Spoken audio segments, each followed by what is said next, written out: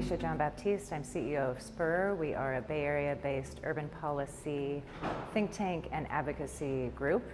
We are here today at the Knight Foundation in Miami. We were just speaking with Richard Florida. We do a study trip each year so that we can learn best practices from different parts of the nation and the world and learn so much about what Miami is grappling with and its strengths and weaknesses as it approaches these challenges that we all face really across the country. For a long time, Miami was a barbell of kind of retirees and young people. Now the influx of young families with children. I just interviewed a guy named Alejandro Portes. Alejandro is an eminent Cuban-American professor. He was a professor at Princeton. He and I have come to the same conclusion that Miami is really become a global city.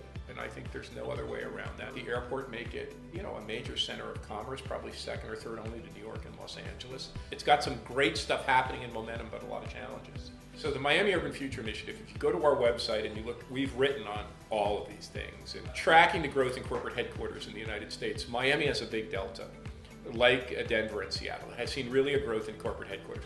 The corporate headquarters it tends to have here are corporate headquarters that are focused on Latin America and or Europe. It has a very big media. It's one of the few places in the world you can do bilingual media seamlessly. It has a great, makeup, hair, all the stuff you need, the inputs that grew up around the fashion industry here. Arts and culture are pretty good. Art Basel has driven a lot of development here. I don't know if our gallery scene is up to par with major centers, but it's pretty good. Design is a big thing here. Architecture, of course, to fill up all this stuff. And if you go visit, people have a very good sense of style and art and aesthetics here. The startups, though, tend to be lifestyle, consumer, medical. You can't understand Miami if you don't understand its informal economy. So Miami has grown on an influx of immigrants, domestic immigrants, and real estate, and it's a transactional economy.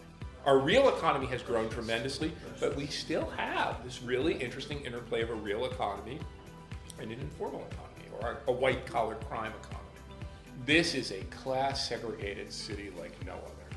So you have now condominiums and homes in the 10 to 15 to 20 to 30, 40 million plus on the water. And then you have abject poverty. Just walk west.